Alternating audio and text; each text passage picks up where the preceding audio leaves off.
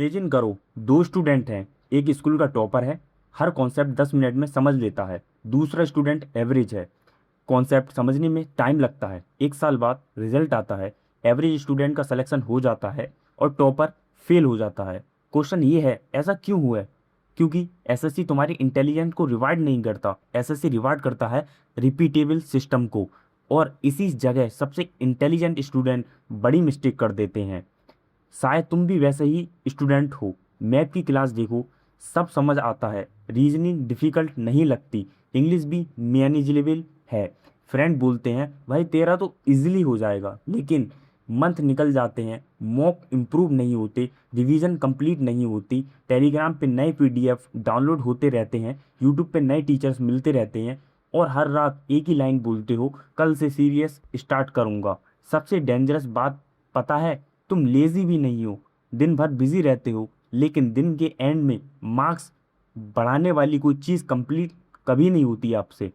यहाँ साइकोलॉजी समझना बहुत ज़रूरी है। एवरेज स्टूडेंट क्या करता है?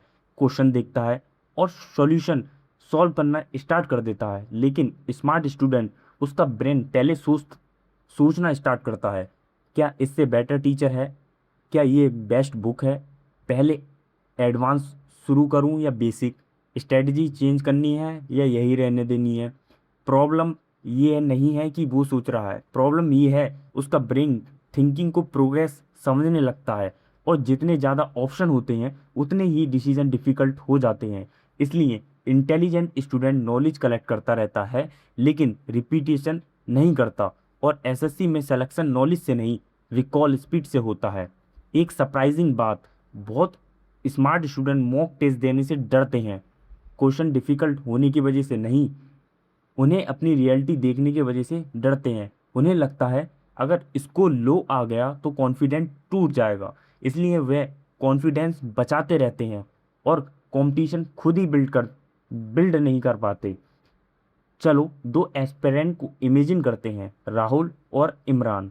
राहुल नेचुरली इंटेलिजेंट है, हर वीक नई स्ट्रेटजी देता है, टीचर चेंज करता है, बुक्स कंपेयर करता है, ब्यूटीफुल टाइम टेबल बनाता है, लेकिन कंप्लीट कुछ नहीं करता। दूसरी साइड इमरान एवरेज स्टूडेंट है, एक ही टीचर, एक ही बुक, सेम पीवाईक्यू, हर संडे एक मॉक टेस्ट, फिर 2 घंटे में सिर्फ मिस्टेक एनालाइज करता है। 8 महीने बाद राहुल के पास बहुत नॉलेज है, इमरान के पास बहुत प्रैक्टिस है। रिजल्ट आता है, सिलेक्शन इमरान का होता है, राहुल का नहीं। डिफरेंस इंटेलिजेंस का नहीं था, डिफरेंस था सिस्टम का।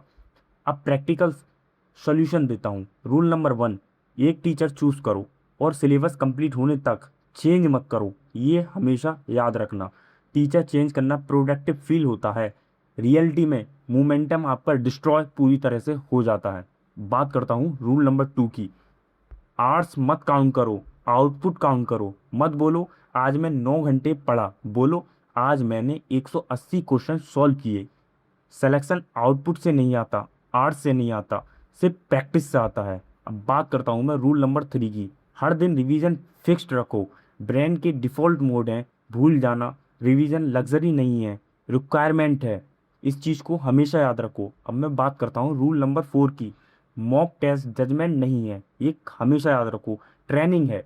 लो स्कोर फेलियर नहीं होता, फीडबैक होता है। जो मॉक से भागता है वो इम्प्रूवमेंट से भागता है, ये हमेशा याद रखो। अब बात करता हूँ मैं रूल नंबर 5 की। हर रात सिर्फ एक क्वेश्चन पूछो, आज मैंने ऐसा क्या कंप्लीट किया जो मेरे फाइनल स्कोर को कंपेयर करेगा। अगर आंसर सिर्फ वीडियो देखना है तो प्रिपरेशन चल रही है, मार्क्स कभी नहीं आएंगे।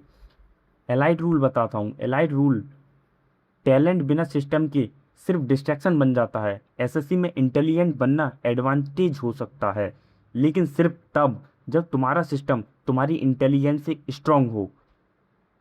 और नेक्स्ट 7 डेज के चैलेंज, कोई नया टीचर नहीं, कोई नई स्ट्रेटजी फॉलो नहीं करनी है, कोई नई पीडीएफ नहीं पढ़नी है, कोई नई बुक नहीं लेनी है। सिर्फ जो रिसोर्स ऑलरेडी यूज़ कर रहे हो आप, उससे कंप्लीट करो। 7 दिन बाद खुद ही डिफरेंस आपको फील होगा।